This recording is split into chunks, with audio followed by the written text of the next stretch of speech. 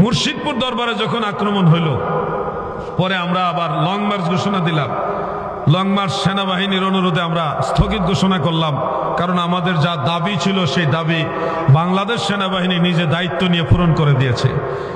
পরবর্তীতে উভয় পক্ষ যারা দরবারের বিরুদ্ধে, তাদের এবং আমাদের উভয় পক্ষের একটা মিটিং ডাক দিলেন। আমরা সেখানে সুন্নি জামাতের কয়েকজন আলেম গেলাম। যাওয়ার পরে একটা কথা উঠল, তারা দাবি করতেছে সুন্নি যারা পীর সাহেবের মুরিদ হয় যারা, তারা পীর সাহেবের সেজদা করে। পীর সাহেবের কি করে? সেজদা করে। সেনাবাহিনীর যিনি ঘাটাইলের ক্যান্টনমেন্ট, টাঙ্গাইলের ঘাটাইলের ক্যান্টনমেন্টের যিনি জিওসি, তিনি বললেন যে আপনারা কি আসলে সেজদা করেন কিনা, এটা আমরা একটু জানার ইচ্ছা। তো আমরা স্পষ্ট বললাম সেজদা হারাম, ইবাদতের নিয়তে করলে শিরক, আমরা কখনো সেজদার পক্ষে না। পারলে ওনাদেরকে বলেন সেজদার পক্ষে কোথাও কোনোদিন বক্তব্য দিছি অথবা আমরা সেজদা দিছি এটার কোনো ভিডিও ক্লিপ দেখাইতে বলেন। মুখে মুখে একটা মিথ্যা দাবি করলে তো হবে না, এটা অথেন্টিক দলিল থাকতে হবে, প্রমাণ থাকতে হবে। তখন তারা কোনো ভিডিও দেখাইতে পারে না, আর আমাদের তো এই ব্যাপারে বক্তব্য নাই।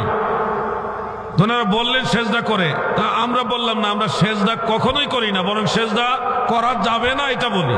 সেজদার একমাত্র মালিক আল্লাহ এটা বলি।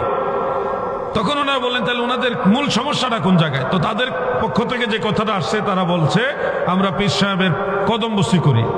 তা আমার সেনাবাহিনীর যে অফিসার, তিনি বললেন যে আপনারা এই কদমবুসি করেন, আমরা তো শুনছি বাংলাদেশের অনেক বড় বড় স্কলার যারা ইসলামিক স্কলার, তারা বলেছে কদমবুসিটা হিন্দুদের কালচার, এটা মুসলমানদের করা উচিত না।